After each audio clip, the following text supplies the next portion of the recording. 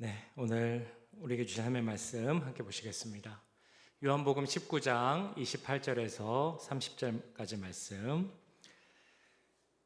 제 성경으로는 신약 182쪽에 있습니다.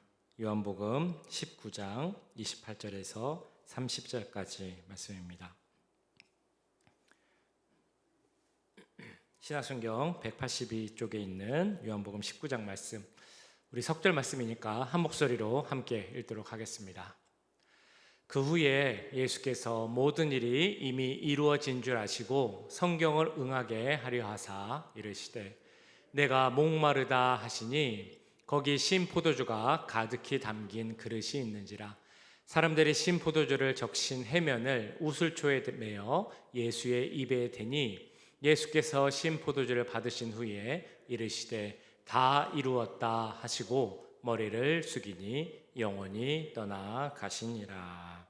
아멘.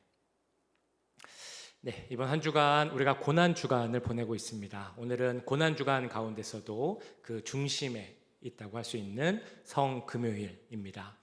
예수님께서 골고다 언덕으로 오르시고 십자가에 못 박혀 죽으신 그 십자가 죽음을 더 잘 기억하기 위하여서 우리는 성금요일 저녁에 모여서 이렇게 예배를 드립니다. 예수님께서 십자가에 못 박히고 죽으신 그 모습을 생각해 보면 시간대로 우리가 따라가 보면 이렇습니다. 우리 시간으로 이제 보면요, 예수님께서 배신을 당하고 그 군인들에게 잡히신 시간이 바로 목요일 저녁 시간입니다.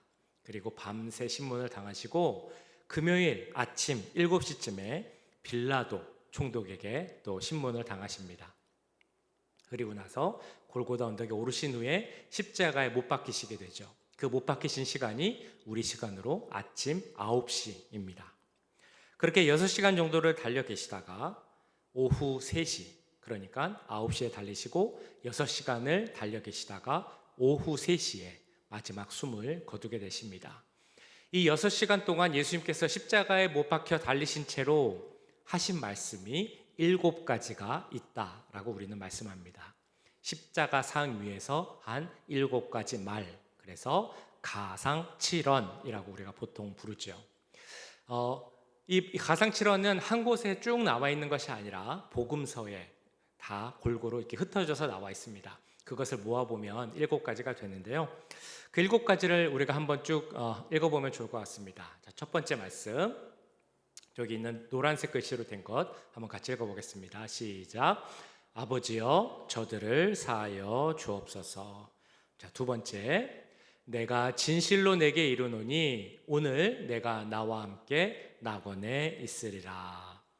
자, 세 번째 말씀은 그 요한에게 어머니를 부탁하며 한 말씀입니다. 시작. 여자여 보소서 아들이니이다. 네 번째 말씀은 그 고통 가운데 하신 말씀이죠. 시작. 엘리 엘리 라마 사막다니. 한국말로 하면 어떻게 됩니까? 나의 하나님 나의 하나님 어찌하여 나를 버리셨나이까? 라는 그런 말씀입니다. 다섯 번째 말씀은 예수님은 하나님이신 동시에 인간이시기 때문에 인간의 고통을 그대로 나타내신 그 말씀입니다. 시작. 내가 목마르다. 여섯 번째, 신묵의 시간이 한참 흐른 후에 예수님께서 숨을 거두시기 전에 하신 말씀입니다. 다 이루었다. 그리고 마지막으로 누가복음에 나오는 말씀이 바로 이 말씀이죠. 내 영혼을 아버지 손에 부탁하나이다. 자, 이렇게 7가지의 말씀을 하신 후에 십자가 위에서 숨을 거두셨다라고 나옵니다. 숨을 거두시는 모습에 대해서 마태복음, 마가복음은 예수님께서 큰 소리를 지르고 운명하셨다라고 나옵니다.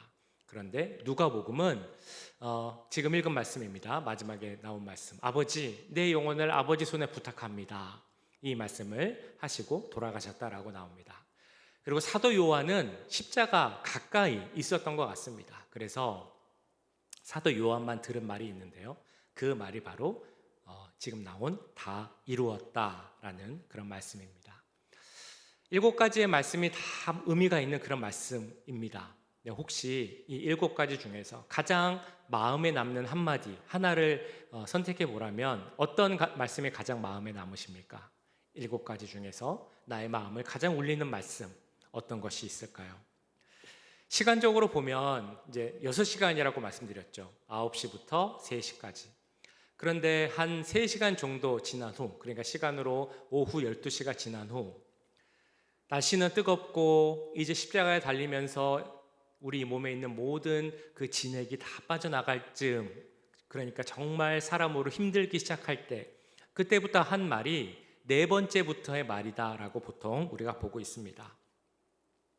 그 4번째부터의 말 중에 여러 가지가, 그 중에서도 이제 4번째, 5번째, 6번째, 7번째가 있지만, 그 중에서도 요한만 들었다고 한 말씀, 오늘 지금 읽으신 본문에 나온 말씀, 내가 다 이루었다. 이 말씀이 참 저는 마음에 남습니다. 이 말씀은 헬라어로 하면, 우리말로 하면 두 단어죠. 다 이루었다. 그런데 헬라어로 하면 테델레스타이라는 한 단어입니다. 우리 같이 한번 읽어보실까요? 테델레스타이, 시작. 테델레스타이. 참 짧은 한마디지만 이 한마디에는 큰 진리가 담겨져 있습니다. 하나님을 모르고 하나님의 계획과 크신 은혜와 섭리와 사랑을 모르는 사람이라면 이 예수님의 한마디, 테델레스타이, 이 말이 그냥 십자가 위에서 고통 가운데 죽어가는 한 사람의 어떤 단발마, 비명과 같은 그런 소리로 들었을지도 모르겠습니다. 절규에 맺혀서, 한에 맺혀서 그 절규 가운데 하는 그 소리일지도 그렇게 생각할지도 모르겠습니다. 하지만 이 한마디 테델레스타이는 하나님께서 태초 전부터, 세상을 창조하시기 전부터 계획하시고 예정하신 우리 인간을 향한 사랑과 그 구원의 모든 계획을 이루시는 그 놀라운 사건이 나타나는 것이 바로 이 테델레스타이라는 단어라는 것입니다. 이 단어는 사실 특별한 단어는 아닙니다. 유대인들이 많이 사용하는 단어였다고 합니다. 특별히 이 단어를 많이 사용하는 직업들이 있었습니다. 그래서 오늘은 이 단어를 많이 사용하는 그 직업들이 어떤 것들이 있었고, 그 사람들이 사용할 때 어떤 의미가 있었고, 그 의미가 오늘 예수님께서 다 이루었다라고 말씀하셨대 어떤 의미로 나타나는지, 그리고 그것이 지금 우리에게 어떤 의미가 있는지 함께 살펴보려고 합니다. 자, 첫 번째, 이 단어를 사용했던 직업에는, 직업이라고 하기는 좀 그렇습니다만, 종 혹은 하인들이 이 단어를 많이 사용했다고 합니다. 언제 이 말을 사용했느냐? 주인들이 어떤 일을 시킬 때가 있겠죠. 이 일을 해라 라고 명령했을 때 주인이 시킨 일을 다 하고 나면, 끝내고 나면 그 주인에게 가서 제가 명령한 일을 다 했습니다, 시킨 일을 다 이루었습니다 라고 말할 때, 그때 종이 주인에게 가서 하는 말이 바로 이 테델레스타이라는 말이었습니다. 예수님께서 십자가 위에서 내가 다 이루었다, 테델레스타이라고 한 데에는 그 하나님, 성부 하나님이 이 성자 예수님께 주신 사명, 즉 하나님의 약속의 말씀을 다 이루었다라는 그런 의미가 있습니다. 하나님이 선택하신 백성, 하나님의 구원 계획을 이루시기 위한 그 백성들을 향한 약속이 이 예수님의 십자가를 통해서 다 이루어졌다라는 그런 의미입니다. 오늘 본문에서는 이렇게 나옵니다. 28절, 그 후에 예수께서 모든 일이 이미 이루어진 줄 아시고 성경을 응하게 하려 하사 이르시되 내가 목마르다 하시니. 예수님의 삶이 어떤 삶이었을까 생각을 해보면 예수님의 삶은 하나님의 말씀을 하나하나 이뤄나가고 성취하신 삶이다라고 할 수 있습니다. 예수님이 태어날 때부터 그 탄생도 하나님의 약속을 성취한 탄생입니다. 예수님이 십자가에 죽으신 것도 하나님의 약속을 이루기 위한 그런 성취입니다. 이미 그 모든 탄생, 죽음 그런 것들이 구약 성경 가운데, 하나님 말씀 가운데, 선지자의 예언 가운데 이미 다 나타나고 있었습니다. 예수님의 삶은 이미 나타난 그 말씀을 하나하나 이뤄가신 그 삶이라는 것입니다. 오늘 나온 말씀에도 그런 내용이 있습니다. 바로 내가 목마르다라고 외쳤을 때 그 신음 같은 외침도 사실은 그에 대한 예언이 시편에 다 이렇게 나와 있습니다.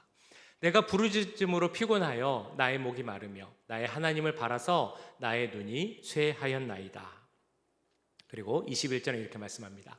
그들이 쓸개를 나의 음식물로 주며 목마를 때에는 초를 마시게 하였사오니. 이 말씀에 있는 내용이 십자가에서 고통을 당하실 때 그대로 그 장면 이루어진 것으로 우리는 잘 알고 있습니다. 이처럼 예수님의 생애는 탄생부터 죽음까지 철저하게 하나님 말씀 그대로 이루어진 삶이었고, 예수님의 삶은 철저하게 하나님 말씀을 성취해가는 그런 삶이었다는 것입니다. 그런 하나님의 예언, 구원 계획의 절정이자 예수님의 그 삶의 최고의 그 성취는 무엇인가 하면 바로 십자가입니다. 십자가의 고통은 아마 상상하기 어려울 것입니다. 그 말로 다할 수 없는 극한의 고통을 겪으시면서 예수님이 외치신 이 한마디, 다 이루었다, 테델레스타이, 이 말은 하나님께서 이미 약속하신 그 모든 약속, 구원의 약속이 다 이루어졌다, 이것을 선포하신 그 약속의 말씀, 성취의 말씀임을 믿습니다. 두 번째, 이 단어를 사용한 직업은 바로 제사장이었습니다. 제사장은 그 제물을 검사할 때 이 말을 사용했다고 합니다. 잘 아시는 것처럼 구약의 시대 사람들이 제물을 드릴 때 그 제물은 흠이 없어야 하고 정결한 제물을 드려야 했습니다. 그런데 그 제물이 드릴 만한가를 검사하는 것이 바로 제사장의 또 다른 임무였습니다. 그래서 제사장이 이 제사 드리는 사람들이 갖고 온 제물을 보고 이 제물에 흠이 없는가, 문제가 없는가, 깨끗하고 정결한가, 이런 것을 다 확인해 본 다음에 이 제물은 괜찮다, 제물로 드릴 만하다 라고 할 때 외치는 말이 바로 이 단어 테델레스타이였습니다. 제사장들이 이 말을 사용할 때는 이 제물이 흠이 없고 완전한 제물이다 라는 그런 의미가 있었다라는 것입니다. 자, 그래서 예수님께서 십자가에서 테델레스타이라고 외쳤을 때는 그 예수님 본인이 희생 제물로서 흠없는 제물이 되어서 십자가 사역을 다 이루었다라는 의미가 있습니다. 속죄 제사는 구약 시대부터 있었죠. 속죄 제사를 드릴 때는 그 제사를 드리는 사람이 죄를 지었기 때문에 죄를 용서받기 위하여 제물을 가지고 제사장 앞으로 나아갑니다. 죄 때문에 벌을 받아야 하는데, 피를 흘려야 하는데, 저주를 받아야 하지만 내가 받아야 할 저주를 대신해서 내가 드리는 제물이 받게 되는 것입니다. 나를 대신해서 피를 흘리고 그 피값으로 용서를 받게 되는 것입니다. 내 앞에서 그 몸이 갈라지고 살이 찢기고 피가 흘리는 그 동물들을 보면서 내 죄의 값이 얼마나 큰가, 이 심판이 얼마나 무서운가, 그것을 다시 한번 깨닫게 되고 거기서 주는 은혜가 얼마나 큰 것인가 생각하면서 주님, 이 죄인인 저를 용서해 주시옵소서, 불쌍히 여겨 주옵소서 라고 기도하는 것이 바로 제사의 의미입니다. 그런데 제사의 문제는 그것이 바로 너무 제한적이라는 것입니다. 무슨 말이냐면 한 번 드리면 끝난다라는 것입니다. 아무리 좋은 제사를 드렸어도 돌아와서 죄를 짓게 되면 그 죄에 대한 회개의 제사를 다시 드려야 한다는 것입니다. 극히 제한적이고 반복적이고 우리 인간의 노력이 요구되는 그런 속죄 제사입니다. 그래서 이에 대해서 히브리서 10장에서는 이렇게 말씀을 합니다. 제사장마다 매일 서서 섬기며 자주 같은 제사를 드리되 이 제사는 언제나 죄를 없게 하지 못하거니와. 한마디로 하면 이 제물은 불완전한 제물이 되는 것입니다. 이 사람이 드리는 제사는 불완전한 제사가 드립니다. 어떤 것도 사람을 온전하게 하지 못하고 불완전한 것이기에 계속 반복해서 드려야 한다는 것입니다. 그런데 이 불완전한 제사가 완전한 제물이 되시고 완전한 제사를 드리게 하신 예수 그리스도를 통하여서 모든 것이 해결되었다라고 말씀하고 있습니다. 히브리서 10장 14절 말씀인데요, 그가 거룩하게 된 자들을 한 번의 제사로 영원히 온전하게 하셨느니라. 이 말씀은 스스로 희생 제물이 되신 예수님, 온전하고 완전한 희생 제물이 되신 예수님으로 말미암아, 그 예수님이 흘린 피로 말미암아 우리의 속죄 제사가 완전히 한 번으로 끝나게 되었다라는 것입니다. 우리의 죄 문제는 다 해결되었습니다. 그것으로 다 이루었습니다. 그렇기 때문에 이제 우리의 죄 문제를 반복해서 이야기할 필요가 없는 것이고요. 단지 그 십자가를 통한 크신 은혜와 하나님께서 그를 통해 주신 큰 사랑을 누리며 살아가면 되는 것입니다. 자, 세 번째, 이 단어를 쓴 사람들, 직업은 바로 장사하는 사람들입니다. 이 장사하는 사람들이 물건을 살 때, 그리고 물건을 받았을 때 그 물건값을 줘야 되잖아요. 그 물건값을 다 치르고 나서 페이오프 하면 그때 하는 말이 바로 이 테델레스타이라는 말이었습니다. 그렇다면 이 의미에서 보자면 예수님께서는 어떤 것을 다 갚으셨기에 내가 다 이루었다, 테델레스타이라고 말씀하셨을까요? 바로 우리의 죄의 빚입니다. 하나님께서 우리의 죄의 모든 것을 다 갚으셨습니다. 죄의 빚은 이제 남은 것이 없고 채무도 남은 것이 없습니다. 빚은 없고 오직 은혜만 남았습니다. 그렇게 우리가 할 것은 죄에 대한 이야기가 아니라 은혜를 어떻게 누리며 살 것인지, 사랑을 어떻게 베풀며 살 것인지, 이걸 얘기하는 것만 우리에게 남은 것입니다. 이것을 더 잘 이해하기 위한 내용이 구약에 나옵니다. 한번 제가 말씀드렸던 것 같은데요. 호세아라는 선지자가 있죠. 호세아라는 선지자는 하나님께서 창녀 고멜이라는 여인과 결혼을 하라라고 말씀하셨습니다. 선지자가 음란한 여인 창녀와 결혼한다라는 것이 참 있을 수 없는 일인데 하나님께서 명령하신 것이기 때문에 이 호세아 선지자가 그대로 순종을 합니다. 결혼을 하고 자녀도 잘 낳습니다. 근데 문제는 이 여인이 그 음란한 마음을 버리지 못하고 다시 도망가서 다른 남자와 살게 되었다는 것입니다. 더 큰 문제는 이 다른 남자가 또 그런 문제 때문에 이 고멜 여인을 그냥 팔아버립니다. 그래서 종이 되고 창녀가 되는 것이죠. 하나님께서 호세아 선지자에게 또다시 명령을 하십니다. 이제 가서 네가 돈을 주고 너의 여인 고멜을 사서 너의 부인으로 다시 삼으라 라고 말합니다. 이 얼마나 놀라고 황당한 이야기입니까? 내 부인인데 내 부인이 종이 되어서 그 여인을 다시 내 부인으로 삼으려면 돈을 주고 그 여인을 사야 한다는 것입니다. 그러나 호세아는 하나님 명령대로 합니다. 은 15개와 보리 한 호멜 반을 가지고 가서 그 값을 치르고 이 여인을 다시 데려옵니다. 그 값을 치렀기 때문에 이 여인은 종의 신분에서 벗어나서 자유인이 되게 됩니다. 더 나아가서 원래 자리였던 호세아의 부인이라는 자리로 돌아올 수 있게 됩니다. 하나님께서 호세아에게 이 어떻게 보면 말도 안 되는 좀 어처구니 없는 일을 하라고 하신 이유가 무엇이겠습니까?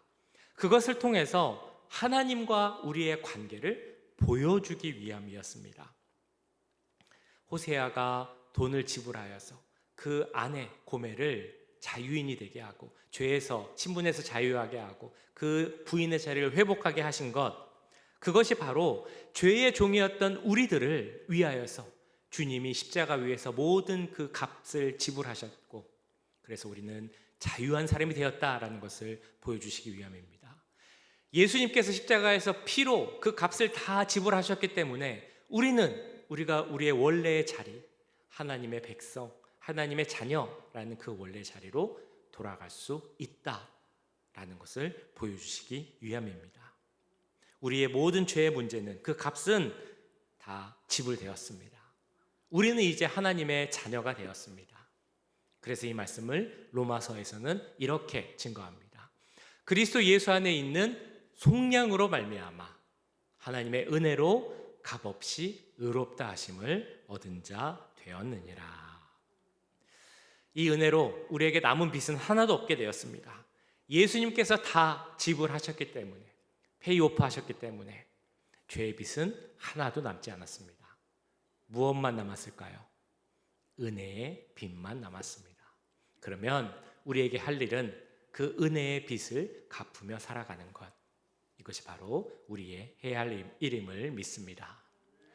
자, 마지막 이 단어를 썼던 직업은 바로 화가였습니다. 자, 화가, 그림을 그리는 사람들, 자기가 생각했던 그림을 큰 캔버스에 그린 다음에 다 그리고 나면 보통 이렇게 멀찍이 서서 그림을 한번 이렇게 바라봅니다.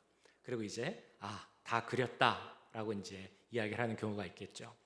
화가가 자기 그림을 보고 이제 다 마쳤을 때 내가 다 했다, 끝났다라고 할 때 외치는 단어가 바로 이 테델레스타이라는 단어였다고 합니다. 자, 그러면 예수님께서 십자가에서 외치신 이 단어 테델레스타이, 무엇을 다 끝내셨기에 완성하셨기에 이 단어를 외치셨겠습니까? 바로 구원이 완성되었다 라는 그런 의미입니다. 이 말은 예수님의 십자가만으로 구원은 완성되었다라는 의미입니다. 십자가 위에 어떤 것도 더할 필요가 없다라는 것입니다. 우리가 무엇을 더 깨달아야 되는 것도 아닙니다. 우리가 무엇을 더 공부해야 되는 것도 아닙니다. 선한 행동을 계속해야 되는 것도 아닙니다. 우리가 어떤 종교적 의무를 해야만 구원이 완성되는 것은 아닙니다. 구원은 예수님께서 말씀하셨기 때문에 십자가 위에서 하신 그 말씀으로 말미암아 이미 다 완성되었습니다. 예수님께서 나를 위해 이 땅에 오시고 십자가에 못 박히셨음을 믿으십니까? 예수님의 그 구원의 완성이 십자가에서 이루어졌다는 것을 다 확신하십니까? 그렇다면 그 완성은 이제 다 이루어진 것입니다. 의심할 필요가 없다는 것입니다. 자, 그런데 지금도 사탄 마귀는 우리 마음속에 그 확실히 완성된 것을 계속 흔들기 위해서 의심의 마음을 주려고 합니다. 이런 생각이 들게 합니다. 네가 가진 믿음이, 당신이 가진 믿음이 진짜 믿음 맞아? 그렇게 믿기만 하면 구원받을 수 있어? 지금 너의 모습을 봐. 아직도 마음속에 죄가 있잖아. 거짓말 하잖아. 말씀도 잘 안 보잖아. 기도도 잘 안 하잖아. 사랑도 베풀지 못하고 누구 하나 이해해 주지도 못하는데 어떻게 네가 구원받을 수 있겠어? 당신 정말 그리스도인 맞아? 이런 마음을 우리에게 준다는 것입니다. 언뜻 들으면 우리의 믿음을 좋게 하기 위한 그런 말처럼 들리기도 합니다. 근데 사탄이 주는 이런 마음은 우리의 믿음이 좋게 하려고 하는 것이 아니라 우리 완성된 구원을 의심하게 함으로 예수님과의 관계가 더 멀어지게 하는 것이 사탄의 목적입니다. 구원은 예수님께서 십자가에서 선포하셨기 때문에 이미 완성되었습니다. 내가 할 일은 아무것도 없습니다. 다만 한 가지, 믿음으로 그 구원의 완성을 받아들이면 됩니다. 그럼 그 뒤에 우리가 할 일은 무엇이겠습니까? 그 완성된 구원을 받은 자로서, 구원받은 자로서 내가 어떻게 살아야 하는가? 그것만이 우리의 고민일 것입니다. 제가 다시 한번 질문 드리겠습니다. 예수님께서 십자가에 외치신 것처럼 다 이루었다, 그 말씀처럼 그 모든 구원 사역이 다 이루어졌음을 믿으십니까? 구원이 완성되었다는 것을 정말로 확신하십니까? 어떻게 확신하십니까? 그것을 확신할 수 있는 보증하는 사건이 있습니다. 그것이 바로 예수님의 부활입니다. 부활이 바로 예수님께서 다 이루셨다라는 것을 확실히 보증하는, 즉 확증하는 사건이라는 것입니다. 십자가에 못 박히신 후 3일 만에 부활한 사건은 우리도 예수님처럼 부활할 것이다. 그래서 구원받고 영생할 것이다. 예수님께서 십자가에서 외치신 다 이루셨다라는 것이 실제로 나에게 일어날 것이다 라는 것을 확증하는 그런 사건, 특별한 사건입니다. 예수님은 오늘 말씀드린 것처럼 하나님께서 맡기신 일을 다 이루셨습니다. 스스로 완전한 속죄 제물이 되셔서, 완전한 희생 제물이 되셔서 우리의 죄를 다 해결하셨습니다. 우리의 죄의 빚을 다 갚으셨습니다. 우리의 죄 문제를 다 해결하시고 우리를 온전한 하나님의 자녀로 삼으셨습니다. 그렇기 때문에 이제 문제는 다 해결되었고 죄값은 다 지불되었고 구원은 완성되었음을 믿을 수 있습니다. 우리에게 남은 것은 무엇이겠습니까? 이제 앞으로 다가올 부활주의를 기다리며 우리에게 주신 그 부활의 소망을 바라보며 십자가 능력도 가운데 거하고 또한 부활의 소망이 주는 그 능력 가운데 그것을 붙잡으며 기도하며 그 부활을 기다리는 것, 그것이 바로 우리에게 주어진 사명일 줄 믿습니다. 이제 부활주일까지 또 남은 시간 기도하면서 내가 주님과 함께 십자가에 못 박히겠습니다 라는 그 고백을 하면서 그 은혜 가운데 갈 수 있는 우리 모두가 될 수 있기를 간절히 소원합니다. 오늘은 같이 찬양하고